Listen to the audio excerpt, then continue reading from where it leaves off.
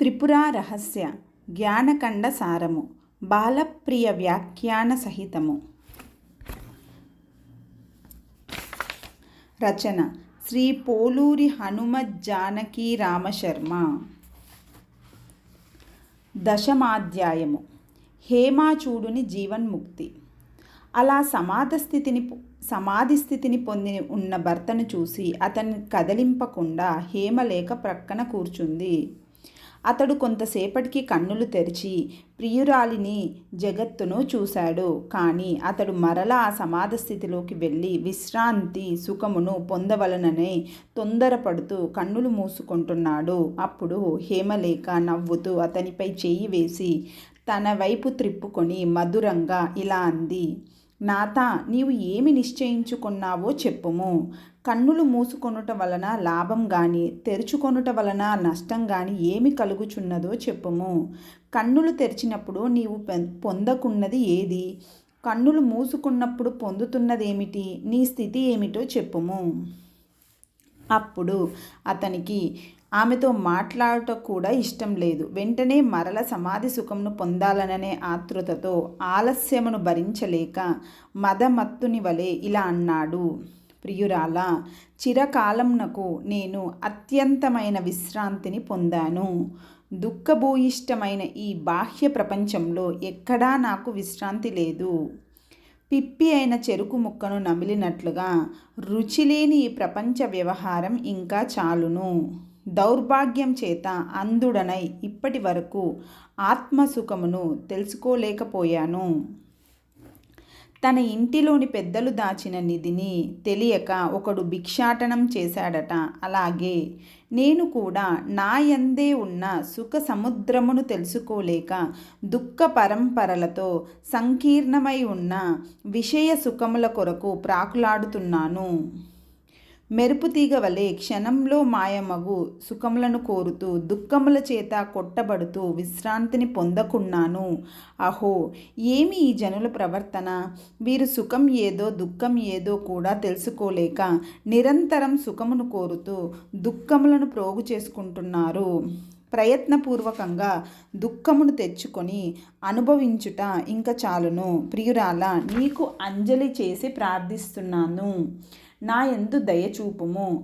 సుఖరూపమైన నా ఆత్మ యందు చాలా విశ్రాంతిని కోరుతున్నాను. నన్ను కదిలింపకము. నీవు ఆత్మానందమును తెలిసి కూడా దాని యందు విశ్రమించకుండా దుఃఖమును కలిగించు వ్యవహారంలో ఉండుట చూస్తుంటే దైవహతురాలవని తోస్తున్నది. ఆ మాటలు విని హేమలేఖ మందహాసంతో ఇలా అంది. నాదా, పరమ పావనమైన ఆత్మపదం నీకు తెలియలేదు.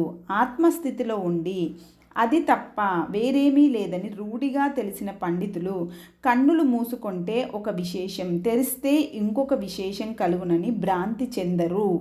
నీవు కొంచెం తెలుసుకున్నావు. తెలిసిన ఆ కొంచెం తెలియని దానితో సమానంగా ఉంది. ఆత్మపదం కన్నులు మూసుకొనుటచే గాని తెరుచుకొనుటచే గాని గోచరించున్నది కాదు.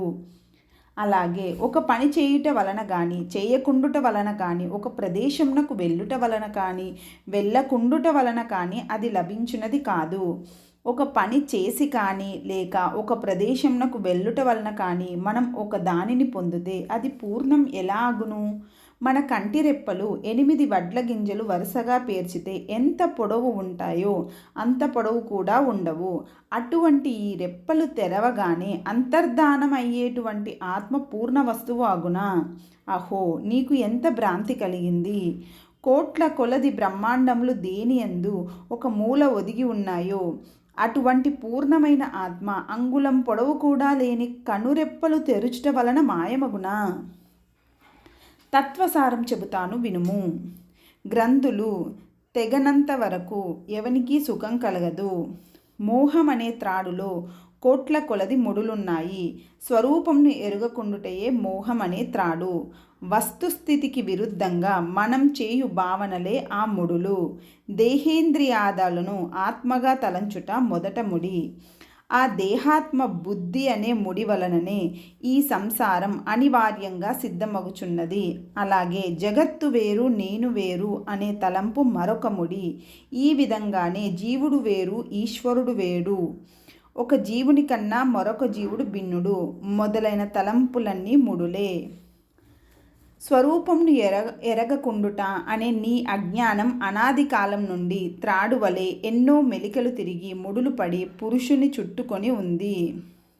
ఆ ముడులు విచ్చిపోయి ఆ త్రాడు జారిపోతే పురుషుడు ముక్తుడు అగును. నీవు కన్నులు మూసుకొని దేనిని పొందుతున్నావో అది నీ స్వరూపమే.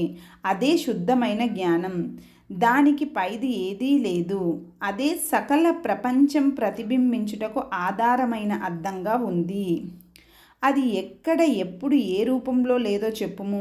ఎప్పుడైనా ఏ రూపంతో అయినా ఎక్కడైనా నీ నిజ రూపమైన సామాన్య చైతన్యం లేదని నీవు చెబితే కనుక ఆ కాలం, ఆ దేశం, ఆ పదార్థం గొడ్రాలి బిడ్డల వలె లేనివే అగును. ఎందువల్లనంటే అద్దం లేకుండా ప్రతిబింబములు ఎలా ఉండవు, అలాగే చైతన్యం లేకుండా ఏ పదార్థము ఉండదు, ప్రకాశింపదు. చైతన్యం వలనే జగత్తు అంతా భాసిస్తున్నది. చైతన్యంను వదిలితే ఎక్కడా ఏదీ భాషించదు. అటువంటి సర్వవ్యాపకమైన చైతన్యం నీవు కన్నులు తెరిచినంత మాత్రం చేత మాయమగునా? నేను చిత్త నిరోధం చేత ఆత్మను తెలుసుకుంటున్నాను అని నీవు ఎంతవరకు తలుస్తావో అంతవరకు ఆ అభిమానమే ఒక గ్రంథిగా రూపొంది గట్టిపడును. ఆత్మ నా స్వరూపంగా నాకు ఎప్పుడూ ప్రాప్తించే ఉంది అని నీకు తోచు వరకు ఆ ఆత్మపదము నీకు ప్రాప్తించనట్లే. కన్నులు మూసుకొని కానీ తెరిచి కానీ ఏ పదమును పొందానని తెలుస్తున్నావో అది పూర్ణమైన పదం కాదు. ఎందువల్లనంటే నీవు చిత్తమును నిరోధించినప్పుడు ఆ సమయంలో అది నీ లోపల భాషిస్తే నీకు అది వెలుపల లేనట్లే కదా. ఒక క్రియ చేత ఒక సమయంలో ఒక చోటనే ప్రకాశించున్నది పూర్ణం ఎలా అగును? ప్రళయ కాలాగ్ని జ్వాల వలె ప్రకాశిస్తున్న ఆ మహా చైతన్యం ఎక్కడ లేదు. కాలాగ్ని జ్వాల ఎలా ప్రతి పదార్థంను తనదిగా చేసుకొనునో అలాగే మహా చైతన్యం కూడా సకల జగత్తును తనదిగా చేసుకొని దానికి స్వరూపంగా ఉంది. ఆ చైతన్యంను గ్రహిస్తే నీకు చేయవలసిన పని ఏదీ ఉండదు. నేను చిత్తమును నిరోధించి ఆత్మను చూస్తున్నాను అనే ఈ అభిమాన గ్రంథిని ఛేదించు. కనిపిస్తున్న ఈ జగత్తు నేను కాదు అనే భేద గ్రంథిని కూడా ఖండించు. అఖండమైన ఆనంద రూపంగా ఉన్న ఆత్మను సర్వత్రా చూడుము. అద్దంలోని ప్రతిబింబం వలె అఖిలమును నీ స్వరూపంలోనే చూడుము. సర్వత్రా సర్వములోనూ నా స్వరూపమునే చూస్తున్నాను అని ముందు నిశ్చయింపుము. ఆ నిశ్చయంలో 2 భాగములు కలవు. సర్వము నా స్వరూపమే అనే భావన మొదటిది. దాన్ని భావిస్తున్న నీవు 2వ భాగం. భావనా రూపమైన మొదటి భాగంను వదిలి దానిని భావిస్తున్న నీ స్వరూపమైన సామాన్య చైతన్యమును అవలంబించి దానిని వదలకుండా స్వస్థుడవు కమ్ము. హేమలేఖ చెప్పినది గ్రహించి హేమాచుడు భ్రాంతిరహితుడై సర్వవ్యాపకమైన తన పూర్ణ స్వరూపమును తెలుసుకొని క్రమంగా ఆ భావనలో స్థిరత్వంను పొందాడు. అంతకు పూర్వం దేహమే నేను అనే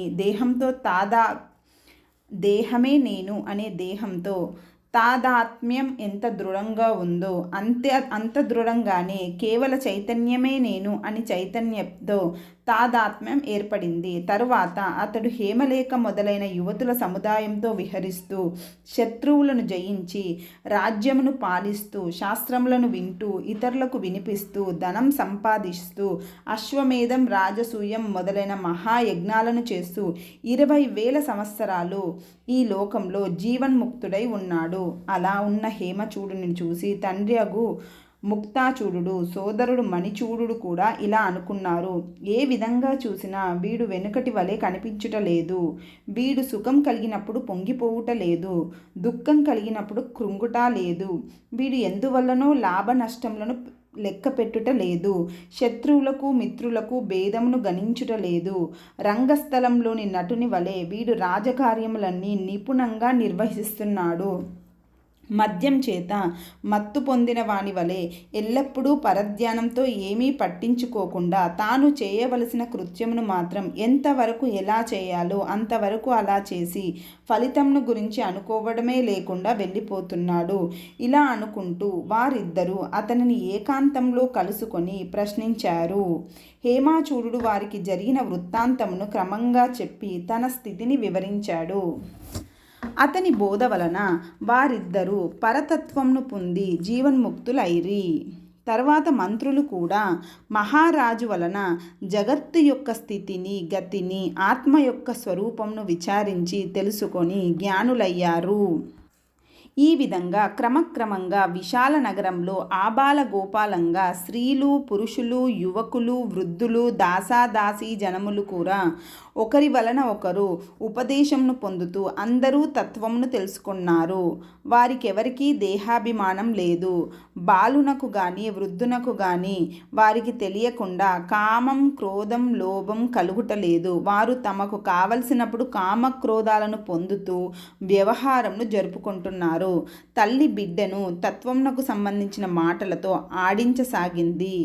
పరతత్వ ప్రసంగములతో దాసాదాసి జనులు యజమానులను సేవించసాగారు. తత్వ ప్రసంగములు గల పాత్రలతో నటులు నాటకములను ప్రదర్శించసాగారు. వివేకంను బోధించు గీతములను గాయకులు గానం చేస్తున్నారు. విదూషకులు ఎల్లప్పుడూ లోక వ్యవహారంను దూషిస్తున్నారు. పరతత్వ విచారంనకు అర్హములైన ఉదాహరణలతో విద్వాంసులు శాస్త్రములను శిష్యులకు బోధిస్తున్నారు. ఈ విధంగా అక్కడ దాసదాసీ జనములు, నటులు, విటులు, భృత్యులు, భటులు, శిల్పులు, వారాంగనలు కూడా తెలుసుకోవలసిన తత్వంను తెలుసుకొని అంతకు పూర్వం ఏర్పడి ఉన్న సంస్కారముల బలం చేతనే వ్యవహారంను జరుపుతున్నారు. వారు జరిగిపోయిన శుభంను గాని అశుభంను గాని స్మరించుటలేదు. అలాగే వారు జరుగుతున్న సంఘటనలను బట్టి కలగబోవు సుఖమును దుఃఖమును ఊహించుటలేదు. సుఖమును గాని దుఃఖమును గాని అనుభవిస్తున్నప్పుడు వారు నవ్వుతూ సంతోషిస్తున్నట్లు, దుఃఖిస్తున్నట్లు, కోపగిస్తున్నట్లు వ్యవహరిస్తూ మద్యపాన మత్తుల వలె ఏదీ పట్టకుండా ఉన్నారు. అలా ఉన్న విశాల నగరంనకు సనకాది మహర్షులు వచ్చి చూసి ఇది ప్రసిద్ధ విద్యానగరం అని కీర్తించారు. అక్కడ పంజరంలో ఉన్న చిలుకలు ఇలా పలుకుతున్నాయి: దృశ్యమును వదిలి దృక్స్వరూపమైన ఆత్మను పొందండి. ప్రతిబింబం అద్దము కన్నా భిన్నంగా ఎలా లేదో అలాగే దృక్కులో ప్రతిబింబిస్తున్న దృశ్యం కూడా దృక్కుకు భిన్నంగా లేదు. దృక్కే దృశ్యంగా కనిపిస్తుంది. ఆ దృక్కే నేను. అదే చరాచరమైన సర్వముగా గోచరిస్తున్నది. దృక్కు వలననే సర్వం భాసిస్తున్నది. కానీ దృక్కు మాత్రం స్వతంత్రంగా భాసిస్తున్నది. కావున జనులారా, భ్రాంతిని వీడి సకలంనకు ఆధారమై సకలంను భాసింపచేస్తున్న దృక్కును దానియందే దృష్టి గలవారై భజింపుము. పక్షులు సైతం ఇలా పలుకుతుండుట వలన పురమునకు ఇప్పటికీ ప్రసిద్ధ విద్యానగరం అని చెబుతున్నారు. ఇలా హేమలేఖ వలన వారందరూ జీవన్ముక్తులయ్యారు. కావున శ్రేయస్సును కలిగించుటలో మొట్టమొదటి సాధన సత్సంగం. అందువలనే శ్రేయస్సును కోరువాడు సత్పురుషులను ఆశ్రయించుటకే నిరంతరం ప్రయత్నించాలి. ఇది జ్ఞానఖండంలోని హేమాచూడు జీవన్ముక్తుడు అగుట అనే దశమాధ్యాయము. బాలప్రియ. హేమాచూడునకు జ్ఞానం కలిగిన విధానం గమనించదగింది. అతడు ఒక సామాన్యుడైన రాజపుత్రుడు. అతను సజ్జనుడే, కానీ అతనికి తత్వమును గురించిన ఆలోచనే లేదు. అతడు హేమలేఖ యొక్క సౌందర్యమును చూసి ముగ్ధుడై ఆమెను ప్రేమించి పెళ్లి చేసుకున్నాడు. యవ్వనంలో సహజంగా ఉండు తీవ్రమైన అభిలాషతో ఆమెతో కూడి భోగములను అనుభవింపసాగాడు.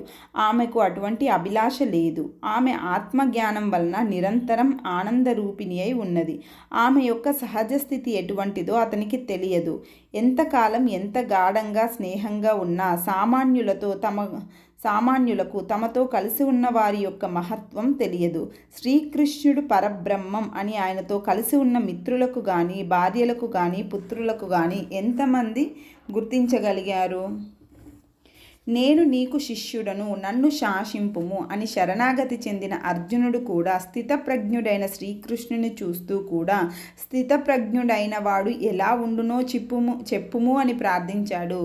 అర్జునునకు విషాదం కలగకపోతే, శ్రీకృష్ణుడు తత్వంను ఉపదేశించకపోతే అర్జునుడు ఆయన యొక్క యథార్థమైన మహత్వంని ఎప్పటికీ గుర్తించలేకపోయేవాడు. తత్వజ్ఞులు లోకంలో సామాన్యుల వలె ప్రవర్తిస్తారు.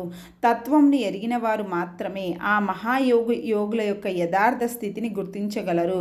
కావున హేమలేఖ జీవన్ముక్తురాలు అని హేమాచూరుడు గుర్తించలేకపోవుట సహజము. 2.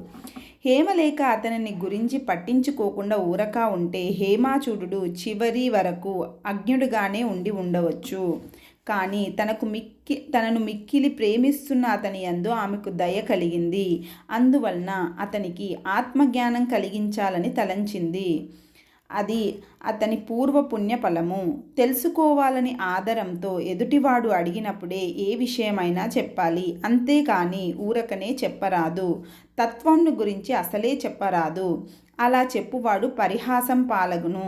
అందువలన ఆమె ముందుగా అతని యందు ఆలోచనను రేకెత్తింపచేయుటకై తనకు భోగముల యందు అభిలాష లేకపోవుటను అతడు గుర్తించినట్లు చేసింది. ఆమెకు ఆ తలంపే లేకపోతే శ్రీకృష్ణుడు భార్యలతో క్రీడించినట్లు ఆమె కూడా అతనితో సమానంగా భోగాభిలాష ఉన్నట్లే ప్రవర్తించి ఉండేది. కానీ ఆమె అతనిలో ఆలోచనను విమర్శను కలిగించుటకే తనకు భోగముల యందు అభిలాష లేకపోవడమును అతనికి స్మరించినట్లు ప్రవర్తించింది. నీవు ఎందుకు భోగముల పట్ల ఆసక్తి చూపుటలేదు అని అతడు అడిగినప్పుడు ఆమె ప్రియం అప్రియం అనే వాటిని గురించి చర్చ ప్రారంభించి అందం అనేది శరీరంలో లేదని, మనకు ఆయా వ్యక్తుల యందు ఉన్న అభిమానమే అలా కనిపించుటకు కారణమని నిరూపించింది. చివరకు ఆమె శరీరంను గురించి ఇది నాడీ సముదాయముల అల్లికతో, రక్త మాంసముల పూతతో, చర్మంతో కప్పబడి గాదె వలె మలమూత్రములతో నిండి ఉంది. ఇటువంటి బీభత్సమైన శరీరం పట్ల మనుష్యులు ఆసక్తులవుతున్నారంటే మలముపై ప్రాకుతున్న క్రిములకు వీరికి భేదం ఏముంది అని అతనికి భోగముల పట్ల వైముఖ్యం కలుగునట్లు చేసింది. ఇంతవరకు జగత్తును గురించి, జీవితమును గురించి విమర్శయే లేకుండా సాధారణ యువకుల వలె ప్రవర్తిస్తున్న హేమాచూడునకు ఈ మాటల వలన మొదటిసారిగా విమర్శనాత్మకమైన ఆలోచన ఆరంభమైంది. ఇది జీవన్ముక్తి అనే ఉన్నతమైన సాధనమునకు చేరుటకు మొదటి మెట్టు. ఈ మెట్టుపై నిలిచి ఆలోచించుట మొదలుపెట్టగా అతనికి భోగ విషయాలన్నీ రసహీనంగా తోచాయి. కానీ పూర్వవాసనల యొక్క బలం చేత వాటిని వదులుకోలేక, వాటి వలన పూర్వం వలె సుఖమును పొందలేక హేమాచూడుని మనస్సు కలత చెందింది. అతని అవస్థను ఆమె గ్రహించి నెమ్మదిగా అతనిని లాలించి, నీవు దిగులు పడుతున్నట్లు ఉన్నావు, కారణం ఏమిటి అని అడిగింది. అప్పుడు అతడు సంకోచంను వీడి తన స్థితిని వివరించి, ఏమి చేస్తే నాకు సుఖం కలుగునో చెప్పుము అన్నాడు.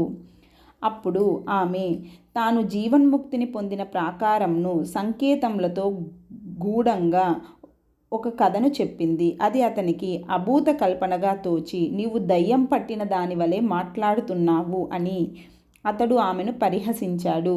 ఎదుటివారు చెప్పేది ఏమాత్రం అసమంజసంగా తోచినా దానిని గురించి ఆలోచించకుండానే వారి మాటలను తిరస్కరించుట మానవులకు సహజము. ఆప్తుల విషయంలో ఇటువంటి తిరస్కార బుద్ధి పనికిరాదు. వారు చెప్పేది ఇప్పుడు సహేతుకంగా, సమంజసంగా తోచకపోయినా కొంతకాలంనకు ఆ మాటల యొక్క అభిప్రాయం తప్పక బోధపడగలదు అనే విశ్వాసం గురువుల పట్ల శిష్యులకు అత్యంత ఆవశ్యకం.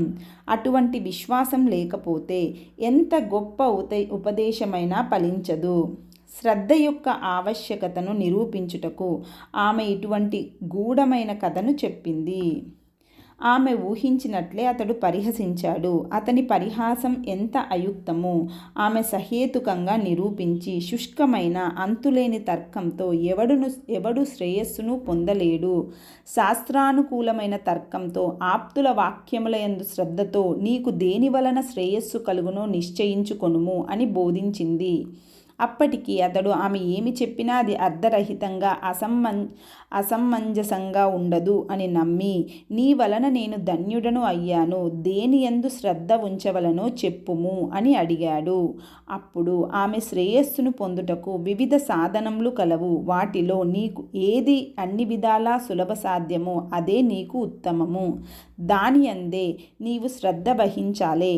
సాధన ఏదైనా ఈశ్వరానుగ్రహం లేకుండా ఫలించదు అని చెప్పింది. ఈ ప్రసంగం వలన అతడు సంసారంలో సుఖం కన్నా దుఃఖమే అధికంగా ఉంది, ఇది వద్దు, కేవల సుఖరూపమైన శ్రేయస్సే కావాలి అనే నిశ్చయానికి వచ్చాడు. ఇది 2వ మెట్టు. ఈ మెట్టు మీద నిలిచి అతడు, అలా అయితే బ్రహ్మాది దేవతలలో ఎవరిని పరమేశ్వరునిగా ఆరాధించాలి నిశ్చయించి చెప్పుము అని అడిగాడు. అప్పుడు ఆమె, పరమేశ్వరునకు రూపం లేదు, భక్తులు తనను ఏ లోకంలో ఏ రూపం గలవానిగా ధ్యానిస్తారో వారికి ఆయన ఆ రూపంతో ప్రత్యక్షమగును. ఆయన చైతన్య మాత్రుడు, ఆ చైతన్య రూపిణియే త్రిపురా మహేశ్వరి. శివుడు, విష్ణువు మొదలైన దేవతామూర్తులలో ఉన్న చైతన్య శక్తి ఆమెయే అని చెప్పింది. అప్పుడు అతడు పెద్దల వలన త్రిపురాదేవి యొక్క ఆరాధనా దీక్షను స్వీకరించి ఆమెను కొన్ని నెలలు ఉపాసించాడు. ఈ ఉపాసన 3వ మెట్టు. ఈ ఉపాసన వలన దేవి యొక్క అనుగ్రహం కలిగి అతని మనస్సులో పూర్తిగా భోగముల నుండి విముఖమై ఆత్మవిచారమునందు ఆసక్తమైంది. ఒకనాడు అతనికి ఆమె చెప్పిన కథ స్మృతికి వచ్చింది. తనకు నిర్వేదం కలిగినప్పుడు ఏమి చేస్తే సుఖం కలుగునో చెప్పుము అని అతడు ఆమెను అడిగాడు. అప్పుడు ఆమె ఆ కథను చెప్పింది. ఆ కథలోని తాత్పర్యం కేవల సుఖరూపమైన శ్రేయస్సును పొందుటకు ఉపాయమై ఉండాలి.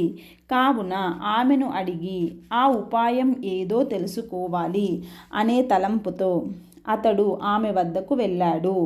ఆమె ఎంతో అనురాగంతో అతనిని కౌగిలించుకొని అతని ఎడబాటుకు కిన్నురాలైనట్లుగా ఉంది.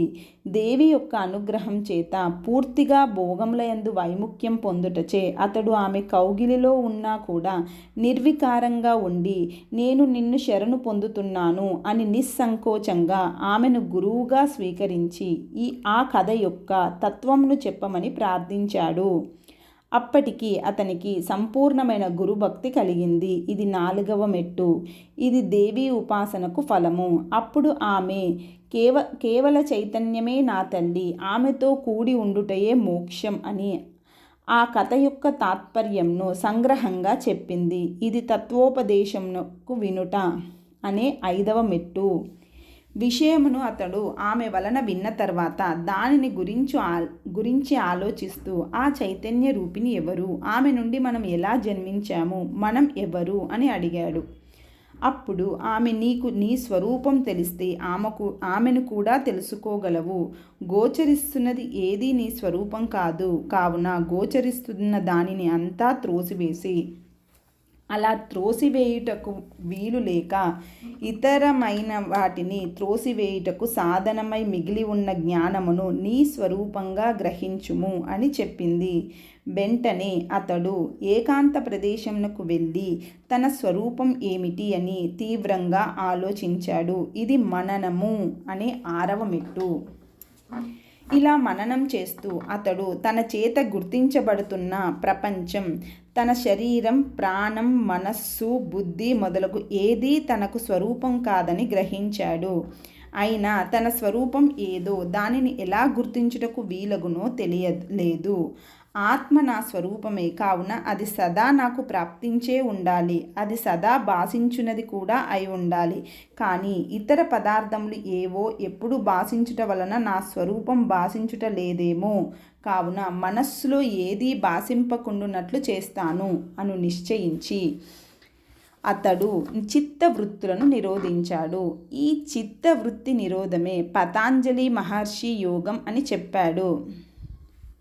పతాంజలి మహర్షి యోగం అని చెప్పాడు. దీనిని నిధిధ్యాసనం అని చెప్పవచ్చును. ఇది 7వ మెట్టు. ధ్యానించవలనని కోరుట దిధ్యాసనం. నిరంతరంగా ధ్యానించవలనని కోరుట నిధిధ్యాసనం. చిత్తవృత్తులన్నింటినీ నిరోధించి, అనగా ఏ విషయం గురించి ఆలోచించకుండా స్వరూపంను మాత్రమే గ్రహించుటకై మనస్సును నిలిపివేయుట నిధిధ్యాసనం. అతడు ఇలా చిత్తవృత్తిని నిరోధించినప్పుడు మొదట చీకటి, తర్వాత వెలుగు, ఆ తరువాత నిద్ర, స్వప్నం అతనికి గోచరించాయి. అవి కూడా మనస్సు యొక్క వృత్తులే. కావున స్వరూపం కాదని మరలా అతడు మనస్సును నిరోధించి శాంతి సుఖమును పొందాడు. నిరోధమును వదలగానే ఆ సుఖం తొలగిపోయింది. ఆ సుఖం తన స్వరూపం అగునో కాదో అతనికి తెలియలేదు. వెంటనే అతడు హేమలేఖను పిలిపించి తన అనుభవంను చెప్పి సంశయంను తీర్చుకున్నాడు. అప్పుడు ఆమె ఇలా చెప్పింది: ఆత్మ మన స్వరూపం అగుటచే మనకు ఎప్పుడూ ప్రాప్తించే ఉంది. దాని పొందుటకు చిత్త నిరోధం కారణం కాదు. ఏది మన చేత వేరొక పదార్థం వలె పొందపడును అది మన స్వరూపం ఎలా అగును? ఎంతవరకు దానిని గురించి అన్వేషణ మననం జరుగునో అంతవరకు దాని యొక్క అనుభవం కలగదు. మనస్సును నిద్రలోకి పోకుండా నిలిపి, విషయములపై ప్రసరించకుండా ఆపి, నా స్వరూపంను చూస్తున్నాను అనే తలంపు కూడా లేకుండా ఊరకుండుము. అదే స్వరూపస్థితి. మనస్సును నిద్రలోకి పోకుండా నిలిపి, విషయములపై ప్రసరించకుండా ఆపి, నా స్వరూపంను చూస్తున్నాను అనే తలంపు కూడా లేకుండా ఊరకుండుము. అదే నీ స్వరూపస్థితి. వెంటనే అతడు ఆమె చెప్పినట్లే చేసి స్వరూపస్థితిని పొంది చాలాసేపు విశ్రాంతి చెందాడు. ఇది విశ్రాంతి అనే 8వ మెట్టు. ఈ విశ్రాంతి సుఖమును పొందిన వారు అనేకులు ఇదే ఆత్మ సాక్షాత్కారమని, స్వరూపస్థితి అని, అపరోక్షానుభూతి అని భ్రాంతిపడి అందులోనే నిలిచిపోతారు. ఆ భ్రాంతిని తొలగించాలని తలంపుతో హేమలేఖ అతని వద్దనే ఉన్నది. ఆమె ఊహించినట్లే అతడు ఆ సమాధ స్థితి నుండి ఒకసారి వెలుపలికి వచ్చి ఆమెను చూసి ఆ విశ్రాంతి స్థితిని వదులుకొనుటకు ఇష్టం లేక మరల సమాధ స్థితిని పొందుటకై కన్నులు మూసుకుంటున్నాడు. నిద్రించుటకు వీలు లేక పనిచేస్తూ అలసిపోయిన వానికి విశ్రాంతి లభించగానే నిద్ర ఎలా ముంచుకొని వస్తుందో అలాగే చిరకాలం ఇంద్రియాల వెంట పరిగెత్తి అలసిపోయిన మనస్సుకు స్వరూప స్థితిలో కొంచెం విశ్రాంతి లభించగానే సుఖానుభూతి సాధకుని ముంచివేయును. గాఢ నిద్రలో ఉన్నవాడు నిద్ర నుండి లేచుటకు ఎలా ఇష్టపడడో అలాగే సమాధిలో విశ్రమించిన సాధకుడు కూడా ఆ సమాధిని వదిలి వ్యవహారంలోకి వచ్చుటకు ఇష్టపడడు. అందువలననే హేమాచూడు కూడా మరలా వెంటనే సమాధ స్థితిని పొందుటకు ప్రయత్నించాడు. అప్పుడు హేమలేఖ అతనిపై చేయి వేసి తన వైపు త్రిప్పుకొని, నీవు ఏమనుకుంటున్నావో చెప్పుము. నీకు కన్నులు మూసుకొనుట వలన కలిగిన లాభం ఏమిటి? కన్నులు తెరుచుట వలన కలిగిన నష్టం ఏమిటి చెప్పుము అని మధురంగా అడిగింది. అతడు మద్యము చేత మత్తిల్లిన వాని వలె ఆమె వైపు చూస్తూ ఇలా అన్నాడు: ఇప్పటి వరకు ఆత్మ సుఖమును తెలుసుకోలేకపోయాను, ఇప్పటికి పొందాను. ఇప్పుడు దీనిని వదులుకొని దుఃఖభూయిష్టమైన ఈ ప్రపంచ వ్యవహారంలోకి ఎందుకు రమ్మంటున్నావు?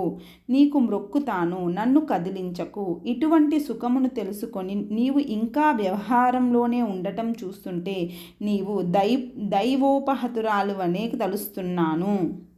అప్పుడు ఆమె చెప్పిన మాటలు గమనించదగినవి. పరమ పావనమైన ఆత్మపదం నీకు తెలియలేదు. నీవు కొంచెం తెలుసుకున్నావు. ఆ కొంచెం తెలియని దానితో సమానంగా ఉంది. సమాధి సిద్ధించి సుఖం కలిగిన మాత్రం చేత ఆత్మజ్ఞానం కలుగదని ఆమె స్పష్టం చేసింది.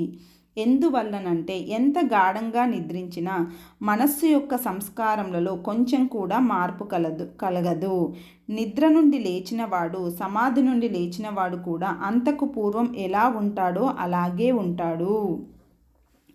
దేహాత్మ బుద్ధి, జగత్తు వేరు, నేను వేరు, జీవుడు వేరు, ఈశ్వరుడు వేరు, ఒక జీవుని కన్నా మరొకడు భిన్నుడు మొదలైనవి అజ్ఞానం వలన ఏర్పడిన హృదయ గ్రంథులు, రాగద్వేషాది వాసనలు మొదలైనవి ఏవీ సుఖానుభవం చేత నశించవు.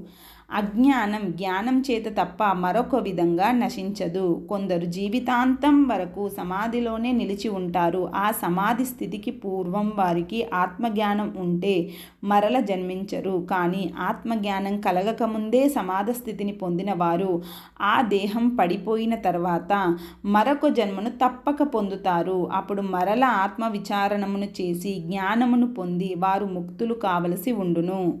ఆత్మవిచారం వలనే కాక ప్రాణాయామాది సాధనముల వలన కూడా సమాధి సిద్ధించును. తపస్సు చేసి సిద్ధిని పొందిన వారందరూ ఈ సమాధిని పొందుతారు. ప్రాణశక్తి నియమిస్తే మనస్సు కుండలో వచ్చిన దీపం వలె నిశ్చలంగా ప్రకాశించును. అదే సమాధి. ఆ మనస్సులో తన ఇష్టమును అనుసరించి బ్రహ్మను గాని విష్ణువును కానీ ఈశ్వరుని గాని ధ్యానిస్తారు. అలా తపస్సులో నిశ్చలంగా వందల కొద్ది సంవత్సరాలు ఉంటారు. అప్పుడు వారి శరీరముల చుట్టూ పుట్టలు కూడా ఏర్పడును. వాల్మీకి, చ్యవనుడు, హిరణ్యకశపుడు మొదలైన వారి వృత్తాంతంలో ఇది ప్రసిద్ధం. అప్పుడు వారిచే ఆరాధించబడిన బ్రహ్మ గాని విష్ణువు గాని ఈశ్వరుడు గాని ప్రత్యక్షమై వారికి వరములు ఒసంగును. వారికి అలా దేవుడు ప్రత్యక్షమైన వారి చిత్తవృత్తులలో ఏమాత్రం మార్పు కలగదు. అంతకు పూర్వం ఉన్న రాగద్వేషాది భావములన్నీ అలాగే ఉంటాయి. అర్జునునకు ఈశ్వరుడు ప్రత్యక్షమైనప్పుడు పాశుపతం లభించిందే కానీ ఆత్మజ్ఞానం కలగలేదు. కనీసం ఆత్మను గురించి తెలుసుకోవాలనే కోరిక కూడా కలగలేదు. సాక్షాత్తుగా శ్రీకృష్ణుడే యుద్ధ సమయంలో తత్వంను బోధించినప్పుడు కూడా అర్జునకు అది మనస్సునకు పట్టలేదు. వెంటనే అతడు యుద్ధ కార్యంలో నిమగ్నుడు అగుట వలన భిన్నతత్వంను మనన నిధిధ్యాసనములతో చక్కగా గ్రహించుటకు అతడికి అవకాశం కలగలేదు. అందువలననే అతడు నీవు యుద్ధమునకు ముందు బోధించిన విజ్ఞాన విషయములను నేను కార్యవేగం వలన మరిచాను, మరల బోధింపుము అని శ్రీకృష్ణుణ్ణి ప్రార్థించాడు. అప్పుడు ఆయన మరల అతనికి తత్వంను బోధించాడు. ఆ సందర్భం అనుగీత అనే పేరుతో మహాభారతంలో ప్రసిద్ధమైంది. కావున ఆత్మవిచారము వలన కాకుండా సమాధి వలన జ్ఞానం కలగదు. అదే అనేది నిశ్చయము. ఈ కారణం చేతనే రాక్షసులు తపస్సుల వలన వరములను పొందిన వెంటనే రాగద్వేషములతో విజృంభించి అక్రమంగా పదవులను భోగములను పొందుటకే ప్రయత్నిస్తారు. కావున సమాధి వలన కలిగే శక్తులు ఆత్మజ్ఞానమును కలిగించకపోగా అహంకారమును ద్వేషములను పెంచి వినాశమును కలిగించుటకు కూడా అవకాశం ఉంది. ఈ కారణం చేతనే భగవద్గీత, ఉపనిషత్తులు మొదలైన గ్రంథములలో ఆత్మవిచార పూర్వకంగా జ్ఞానమును పొందే పద్ధతియే ప్రశంసించబడింది. కానీ ప్రాణాయామాదుల వలన లభించు సమాధి స్థితిని ప్రశంసించబడలేదు. ఈ కారణం చేతనే సమాధి స్థితిలో నిలిచిపోవుటకు సిద్ధంగా ఉన్న హేమాచూడుణ్ణి బలవంతంగా అయినా తన వైపు త్రిప్పుకొని హేమలేఖ ఆత్మతత్వంను బోధించింది. నీవు కన్నులు మూసుకొని దేనిని పొందుతున్నావో అది నీ స్వరూపమే. అదే జ్ఞానం, శుద్ధ చైతన్యం. ఆ చైతన్యమే సకల జగత్తుకు కూడా ఆత్మ. కావున నీ స్వరూపమైన ఆత్మ ఎక్కడా ఎప్పుడు ఏ రూపంలో లేదో చెప్పుము. అది లేకపోతే జగత్తే లేదు. అదే జగత్తుకు ఆధారం. అటువంటి సర్వవ్యాపకమైన నీ స్వరూప చైతన్యము నీవు కన్నులు తెరిచినంత మాత్రాన మాయం ఎలా అగును? కన్నులు మూసుకొనిన గాని తెరిచిన గాని ఏ పదమును పొందానని తలంచావో అది పూర్ణం ఎలా అగును? ఎందువలననగా నీవు చిత్తమును నిరోధించినప్పుడు ఆ సమయంలో అది నీ లోపలే భాసిస్తే నీకు అది వెలుపల లేనట్లే కదా. ఒక క్రియ చేత ఒక సమయంలో ఒక ప్రదేశంలోనే భాషించున్నది పూర్ణం ఎలా అగును? నేను చిత్తమును నిరోధించి ఆత్మను చూస్తున్నాను అనే ఈ అభిమాన గ్రంథిని భేదింపుము. ఈ జగత్తు నేను కాదు అనే భేద గ్రంథిని కూడా ఖండించుము. అఖండము ఆనందరూపంగా ఉన్న ఆత్మను సర్వత్రా చూడుము. ఆమె చెప్పింది హేమాచూడు గ్రహించి భ్రాంతిని వీడి సర్వవ్యాపకమైన స్వరూపమును తెలుసుకొని క్రమంగా ఆ భావనయందు స్థిరత్వమును పొందాడు. అంతకు పూర్వం దేహం నేను అనే భావం ఎంత దృఢంగా ఉండెనో కేవల చైతన్యమే నేను అనే భావం అంత దృఢమైంది. అది ఆత్మ సాక్షాత్కారం అనే 9వ మెట్టు. అది ఆత్మ సాక్షాత్కారం అనే 9వ మెట్టు. ఈ మెట్టు నుండి అతడు జీవన్ముక్తి అనే సౌధంలోకి ప్రవేశించాడు. జీవించి ఉండి ముక్తుడైన వాడు జీవన్ముక్తుడు. సుఖ దుఃఖములను అనుభవించుటయే జీవించుట. సుఖమును కానీ దుఃఖమును కానీ ఏది సంభవించినా అది దేహమునకు కానీ ఇంద్రియములకు కానీ మనస్సునకు కానీ సంబంధించినదిగా చూస్తూ సాక్షిగా ఉండి ఏ భావం చేత బద్ధుడు కానివాడు ముక్తుడు. ఆత్మజ్ఞానం కలుగగానే సంచిత కర్మలు నశించును. దేహాభిమానం లేకుండుట వలన ఇప్పుడు చేస్తున్న కర్మల వలన ఆగామి పుట్టదు. ప్రారబ్ధం మాత్రం మిగిలి ఉండును. దాని వలన కలిగిన దేహ వ్యవహారం జరుగుతూనే ఉండును. ఆ వ్యవహారంలో జరుగుతున్న దానిని లీల మాత్రంగా చూస్తూ జీవన్ముక్తుడు స్వరూపస్థితి అందే ఉండును. జీవన్ముక్తులు ప్రపంచమును తమ స్వరూపంగానే చూస్తుంటారు. అందువలన వారు కోరదగింది పొందవలసింది ఏదీ ఉండదు. ప్రారబ్ధంను అనుసరించి వారికి వ్యవహారం జరుగును. ఒక దిక్కులో ప్రయోగించిన బాణం ఆ దిక్కుకే వెళుతూ వేగం తగ్గినప్పుడు పడిపోవును. దానికి దిక్కు గాని లక్ష్యం గాని మారదు. అలాగే ప్రారబ్ధ వేగం చేత జరుగుతున్న దేహ వ్యవహారం జ్ఞానం కలుగుటకు పూర్వం ఎలా ఉండునో తర్వాత కూడా అలాగే ఉండును. రాజు రాజుగానే ఉండును. మంత్రి మంత్రిగానే ఉండును. గురు శిష్యులు భార్యాభర్తలు వెనుకటి వలె ఉంటారు. తాము ఏ కులంలో ఏ వర్ణంలో జన్మించారో ఆ కులంనకు వర్ణంనకు శాస్త్రము చేత లోకాచారం చేత నియమింపబడిన ధర్మములను వాటి వలన తమకు ఏ ఫలం లేకున్నా చక్కగా నిర్వర్తిస్తుంటారు. జ్ఞాని అయిన ధర్మవ్యాధుడు కులవృత్తి అయిన మాంస విక్రయంను మానలేదు. క్షత్రియులుగా జన్మించిన శ్రీరాముడు శ్రీకృష్ణుడు మొదలైన వారు జ్ఞానులై కూడా యుద్ధం చేయవలసి వచ్చినప్పుడు అది ఎంత హింసా కార్యమైనా దానిని నిర్వర్తించుటకు వెనుకాడలేదు. అర్జునుడు యుద్ధం చేయుటకు ఏవగించుకొని భిక్షావృత్తిని అవలంబించుట మేలు అని తలుస్తుండగా శ్రీకృష్ణుడు యుద్ధం క్షత్రియమునకు ధర్మము, క్షత్రియునకు స్వధర్మము. క్షత్రియుడవై నువ్వు యుద్ధంను వదులుకొనుట, భిక్షావృత్తిని అవలంబించుట తప్పు అని దృఢంగా బోధించాడు. కావున జీవన్ముక్తులు తమ వర్ణములకు ఆశ్రమములకు నియమింపబడిన ధర్మములను చక్కగా పాటించుటయే కాక ఇతరులను కూడా వారి నియమింపబడిన ధర్మములయందు ప్రవర్తింపచేస్తారు.